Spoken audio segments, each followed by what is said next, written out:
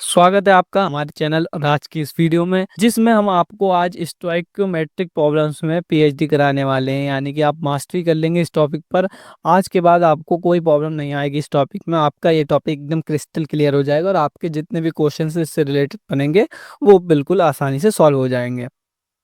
तो चलिए शुरू करते हैं। ये मोल कॉन्सेप्ट का एक बहुत मेन टॉपिक है और इससे क्वेश्चन काफ़ी आते हैं नीट वगैरह में भी।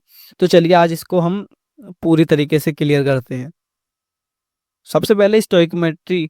स्टोइकोमेट्री क्या होती है? स्टोइकोमेट्री किसी भी केमिकल रिएक्शन में रिएक्टेंट और प्रोडक्ट की जो हम कैलकुलेशन करते हैं वो स्टोइकोमेट्री ही कहलाती है। अब इसका पर्पस क्या है, हम क्यों करते हैं ये स्टोइकोमेट्री यूज, क्यों यूज करते हैं? ये हमें मदद करती है जानने में कि कितना रिएक्टेंट यूज होगा किसी भी केमिकल रिएक्शन में, तो कितना प्रोडक्ट बनेगा या कितना रिएक्टेंट चाहिए कितना प्रोडक्ट बनाने के लिए। ये हमें मदद करती है जानने में। अब इसके लिए कंडीशन क्या होती है इसके, जब ऑलवेज ये जो केमिकल इक्वेशन है बैलेंस्ड होनी चाहिए। हमेशा ये केमिकल इक्वेशन बैलेंस्ड होनी चाहिए, तभी हम इसकी कैलकुलेशन कर सकते हैं। चलिए अब आगे बढ़ते हैं।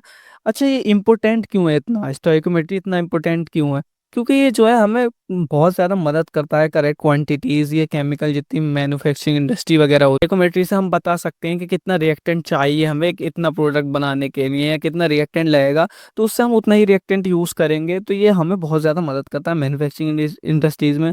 ये प्रिवेंट करता है ताकि वेस्ट और एक्सेस, अरे यार जाहिर सी बात है, मुझे पता है 5 ग्राम रिएक्टेंट से 15 ग्राम प्रोडक्ट बनना है, तो मैं भाई 5 ग्राम रिएक्टेंट ही वो यूज़ करूंगा ना, मैं क्यों एक्सेस में बनाऊंगा? तो ये मदद करेगा कि एक्सेस में ना बने, जब मुझे ज़रूरत ही नहीं है ज़्यादा बनाने की, मुझे 15 ग्राम ही बनाना है, तो ये मदद करेगा। अब इसका एग्जांपल हम ऐसे ले सकते हैं जैसे कि हमें चाय बनाने के लिए क्या चाहिए, शायद सी बात है, हमें दूध चाहिए प्लस शुगर चाहिए, चीनी, उससे ही हमारी ये टी बनेगी।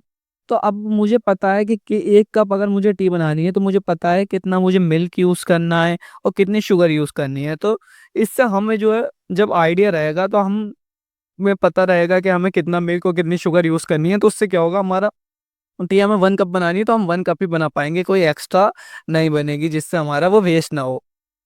बाकी लैब वगैरह में इसका और एग्जाम में काफ़ी काम रहता है।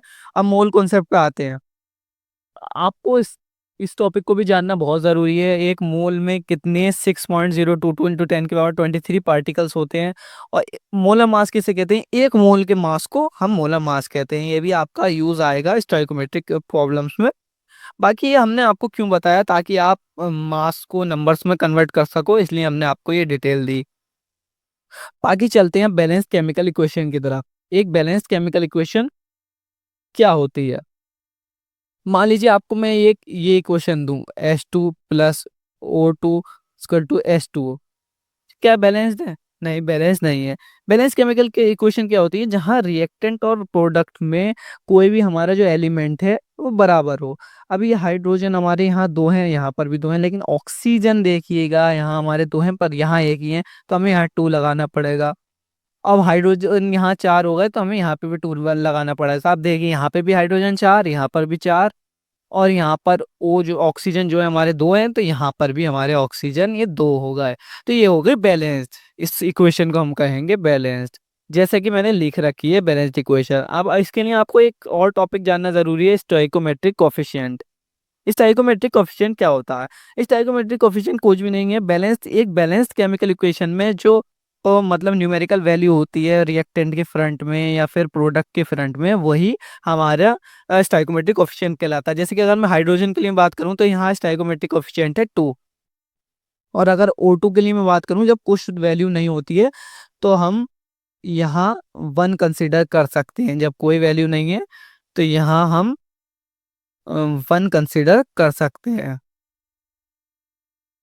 तो स्टोइकोमेट्रिक कोफिशिएंट ऑक्सीजन के लिए कितना हो गया? 1 हो गया।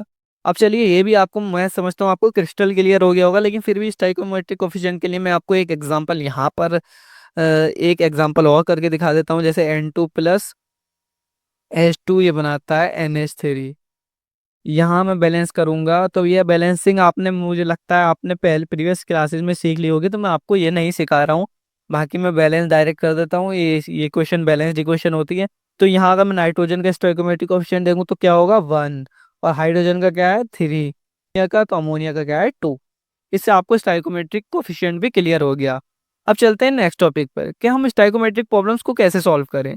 अब इसके दो केस होते हैं। पहला केस की मैं बात करता हूँ। पहला केस जब खाली एक ही रिएक्टेंट की वैल्यू दी हो, सिर्फ एक ही रिएक्टेंट की वैल्यू दिया है या एक ही प्रोडक्ट की वैल्यू दी है, तो कैसे सॉल्व करते हैं। तो ये आपका एक क्वेश्चन है। यहाँ आपको हाइड्रोजन के ये एक देखिए, पहले आपको चेक करना है कि कोई भी क्वेश्चन दियो, पहले आपको चेक करना बैलेंस्ड केमिकल इक्वेशन है या नहीं। स्टाइकोमेट्रिक जो प्रॉब्लम्स हैं आप तभी सॉल्व कर पाएंगे जब आपकी इक्वेशन बैलेंस्ड होगी। तो हम यहाँ पे पहले ये चेक करेंगे कि बैलेंस केमिकल इक्वेशन है या नहीं।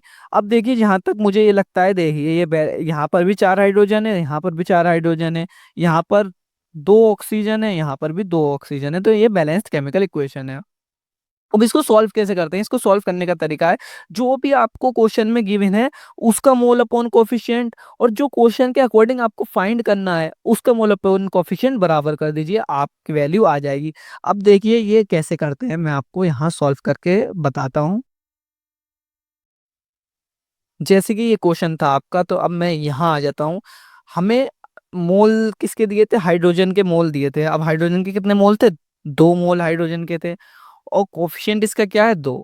तो हमें इसको बराबर कर देना है। जो हमसे पूछा है, हमसे पूछा क्या है, H2O के मोल पूछे गए हैं। तो H2O के मोल हम खाली मोल ही लिख देते हैं, अभी हमें पता नहीं है, या एक्स आप कुछ भी लिख सकते हैं। बाकी इसका कोफिशिएंट क्या है, 2। हम यहाँ से इसको कैंसिल करेंगे तो ये बचेगा 1। अब मोल 2 को इधर लाएंगे तो ये मोल इज इक्वल टू आ जाएगा 2। तो इसके मोल कितने आ जाएंगे, 2। तो ऐसे ही आपको सॉल्व करना है। चले चलते हैं नेक्स्ट क्वेश्चन की तरफ।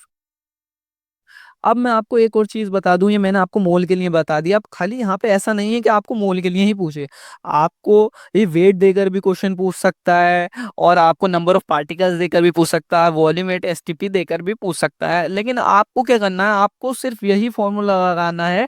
आपको कुछ भी दे क्वेश्चन में, आपको कहीं जाना ही नहीं, आपको मोल अपॉन कोफिशिएंट ही लगाना है। फिर आप मोल को कन्वर्ट कर सकते हैं। देखिए मैंने यहाँ मोल को कन्वर्ट करके दिखा दिया है आपको, आप कैसे मोल को कन्वर्ट कर सकते हैं डिफरेंट डिफरेंट चीजों में। अगर आपको मोल को कन्वर्ट करना है वेट में, तो आप मोल निकाल लिया आपने, फिर वेट अपॉन मोलर मास कर सकते हैं। मोलर मास 1 मोल का मास होता है, जो कि आपको पता होता है।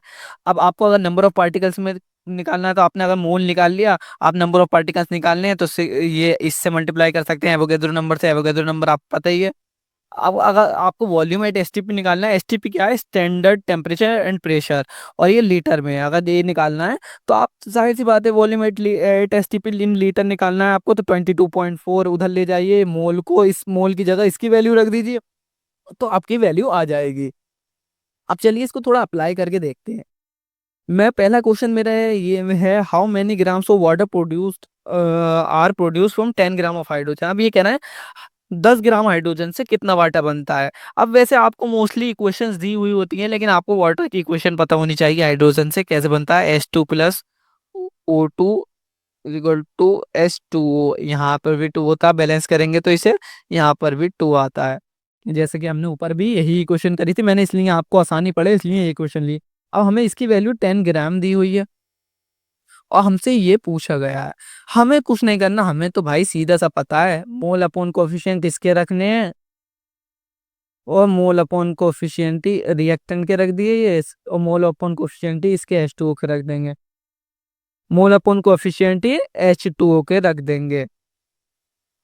तो अब क्या करना है हमें, सीधा सा, अब आपको ये ग्राम में दिया है, तो हम क्या कर सकते हैं, मोल की जगह हम ये भी लिख सकते हैं, weight upon molecular weight, weight upon molecular weight into coefficient, ये कोफिशिएंट था ये। अब हम इससे यहाँ पर भी हमसे पूछा है weight upon molecular weight into coefficient. अब अगर हम बात करें, तो इसका वेट कितना है, 10 ग्राम, और मोलिकुलर वेट कितना होता है हाइड्रोजन गैस का, 2 होता है, और इसका कोफिशिएंट कितना है, 2।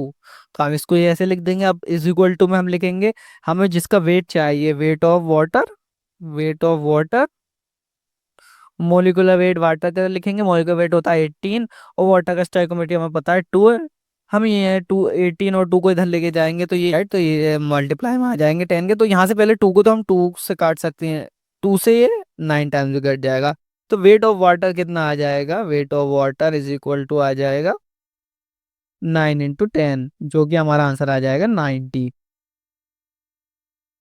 तो हमारा सीधा सा आंसर आ जाएगा, वेट ऑफ वाटर कितना आ जाएगा, 90 ग्राम हमारा वेट ऑफ वाटर आ जाएगा।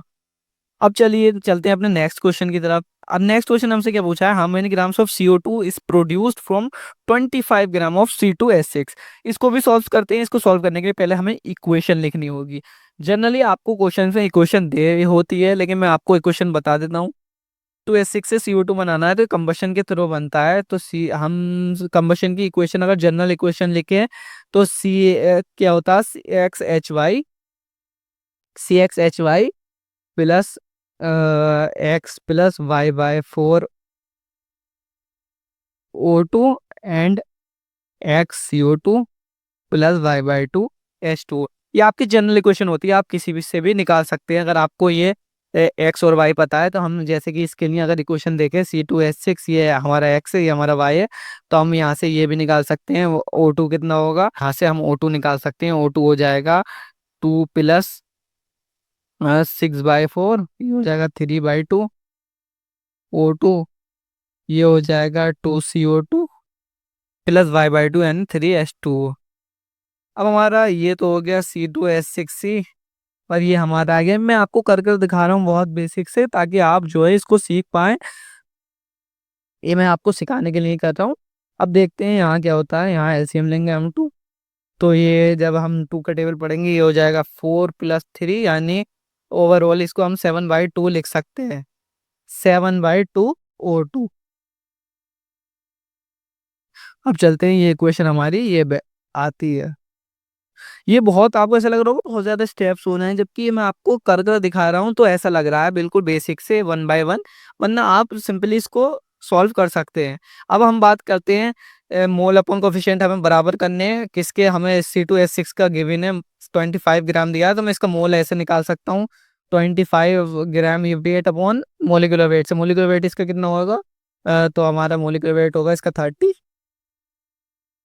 तो अगर मैं मोलिकुलर वेट और इससे निकालूं तो ये आ जाएगा 5/6। तो अब मैं इसको निकाल सकता हूँ 5/6 इज इक्वल टू, और इसका कोफिशिएंट देखिए 1 ही है, तो हम कोफिशिएंट की तो हमें जरूरत ही नहीं। अब हमें कितना पूछा है, हाउ मैनी ग्राम्स पूछा है यहाँ से। तो मैं ऐसे ऐसे भी कर सकता हूँ, मैं पहले इसका मोल ही निकाल लूँ। CO2 पूछा है ना, तो CO2 का मोल अपॉन इसका कोफिशिएंट। कोफिशिएंट CO2 का कितना है 2, तो आ जाएगा 5/3। 5/3 मोल आ गए। मोल से अगर मैं मास निकालूं तो मास हो जाएगा 5/3 इंटू मोलिकुलर मास। एक मोल के मास से मल्टीप्लाई कर दूंगा तो इतने मोल का मास आ जाएगा। एक मोल का मास कितना होता है CO2 का 44। तो 44 से अगर मैं मल्टीप्लाई कर दूंगा तो सीधी सी बात है ये आ जाएगा। तो ये थोड़ा आपका मास ये आएगा, इसको आप कैलकुलेट कर लेना। बाकी चलते हैं नेक्स्ट टॉपिक की तरफ। अब टॉपिक आता है हमारा लिमिटिंग रिएजेंट। लिमिटिंग रिएजेंट क्या होता है, आपको डेफिनेशन में बता देता हूँ एक बार। The reactant that turns out first and limit the amount of product. जो मतलब जो रिएक्टेंट पहले खत्म हो जाए और वो लिमिट कर दे केमिकल इक्वेशन को, मतलब रोक दे, वही लिमिटिंग रिएजेंट कहलाता है। अब इसके एग्जांपल के लिए मैं थोड़ा सा ऊपर आपको समझाना चाहूंगा कि मान लो आपके पास टी बनानी है, आपको चाय बनानी है, मिल्क है, शुगर है। तो आपको चाय बनानी है, टी बनानी है। अब आपके पास 2 कप का ही मिल्क है, लेकिन आप के पास शुगर एक्सेस में है, 5 कप भी बना सकते हैं आप चाय के। लेकिन आप कितने चाय बना पाएंगे, क्योंकि आपके पास 2 कप के लिए मिल्क है, तो आप 2 कप ही चाय बना पाएंगे। तो यहाँ मिल्क हमारा क्या हो गया, लिमिटिंग रिएजेंट। जो कि कम अमाउंट में है वो हमारा लिमिटिंग रिएजेंट होता है, क्योंकि इसकी वजह से ही हमारा जो प्रोडक्ट है उस पर असर पड़ रहा है। देखिए ये कम था, तो इसी वजह से प्रोडक्ट पे भी हमारा असर पड़ा, प्रोडक्ट इतना ही बन पाया। अब हम ये भी कह सकते हैं कि 2 कप चाय बनी तो 2 कप शुगर हमारी बाद में बची भी होगी, क्योंकि ये एक्सेस में थी, तो 3 कप की शुगर बच गई होगी। अब ऐसे ही हम लिमिटिंग रिएजेंट को जानते हैं, जो प्रोडक्ट में जो रिएक्टेंट पहले खत्म हो जाए वही हमारा लिमिटिंग रिएजेंट कहलाता है। अब इसका कॉन्सेप्ट कहाँ आता है, जब हमें 2 या 2 से ज्यादा रिएक्टेंट की वैल्यू दी हो, वहां हमारा लिमिटिंग रिएजेंट का कॉन्सेप्ट आता है। देखिए इसका मैं आपके लिए क्वेश्चन भी लाया हूँ जिसमें दोनों रिएक्टेंट की वैल्यू दी है, जैसे कि N2 की वैल्यू भी दी है और ये H2 के भी 6 मोल दिए हैं और इसके 3 मोल दिए हैं। अब हमें पता करना है कि कितना मोल इसका बनेगा। तो इसको कैसे सॉल्व करते हैं, इसके मेरे पास स्टेप्स हैं। सबसे पहले हमें क्या करना है, यहाँ तो डायरेक्ट मोल दिए हैं, अगर मोल ना दिए होते तो हम क्या करते, सबसे पहले हम जो भी जैसे मास दिया, नंबर ऑफ पार्टिकल्स दिया इन लोग इन चीज़ों के, हमें उसको मोल में कन्वर्ट करना है। फिर उस मोल से हमें क्या करना है, मोल अपॉन कोफिशिएंट निकालना है। मोल अपॉन कोफिशिएंट से हमें देखना है जिसका मोल अपॉन कोफिशिएंट सबसे कम आएगा वही लिमिटिंग रिएजेंट होगा। मोल अपॉन कोफिशिएंट जिसका कम आया तो फिर हमें क्या करना है, फिर हमारा जो पहले स्टेप है वही है।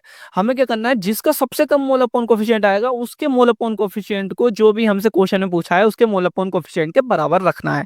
मैं आपको इसको करके भी दिखाता हूँ, मैं ऐसे ही नहीं बोल रहा, इसको करके दिखाता हूँ। ये आपका जो क्वेश्चन था ये था। अब हमें क्या करना है, इसमें मोल दिया है तो मुझे क्या करना है, इसका मोल अपॉन कोफिशिएंट देखूं मैं N2 का तो क्या आएगा 3/1, और H2 का देखूं तो क्या आएगा 6/3 यानी 2। तो इसका तो 2 आया, इसका 3 आ रहा था। तो हमारा लिमिटिंग रिएजेंट क्या हो गया, लिमिटिंग रिएजेंट हो गया मोल अपॉन कोफिशिएंट ये। तो हम इसके मोल अपॉन कोफिशिएंट को इसके मोल अपॉन कोफिशिएंट के बराबर रखेंगे, मोल इंटू 2। तो ये इसके मोल कितने आ जाएंगे, 2 × 2 4, इसके मोल आ जाएंगे 4। ये आ गया आंसर। अब इस क्वेश्चन को एक और तरीके से भी पूछ सकता था। इस क्वेश्चन को मैं दोबारा से कॉपी कर लेता हूँ।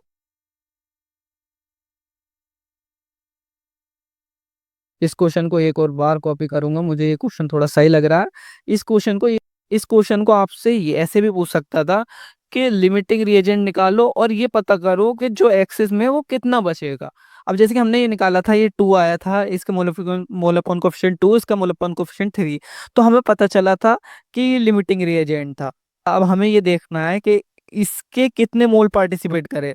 हम इसके मोल अपॉन कोफिशिएंट को अगर इसके मोल अपॉन कोफिशिएंट के बराबर रख देंगे तो हमें पता चल जाएगा मोल अपॉन कोफिशिएंट। खाली हम मोल अपॉन कोफिशिएंट कर देते हैं इसका 1, तो हमें ये पता चल जाएगा कि इसके 2 मोल यूज हुए रिएक्शन में। तो हमें ये पता चला इसके 3 मोल थे, 2 मोल रिएक्शन में यूज हुए, तो इसके कितने मोल बचे होंगे, 1 मोल बचा होगा। तो हम ये भी बता सकते हैं रिएक्शन के बाद इसका 1 मोल बचेगा, ये इससे ये भी बता सकते हैं। बाकी ये वीडियो होती है यहीं समाप्त। मिलते हैं एक और नई वीडियो में एक और नए टॉपिक के साथ। तब तक के लिए थैंक यू। और अगर आपको वीडियो पसंद आई हो तो वीडियो को लाइक करें और मेरे चैनल को सब्सक्राइब करें।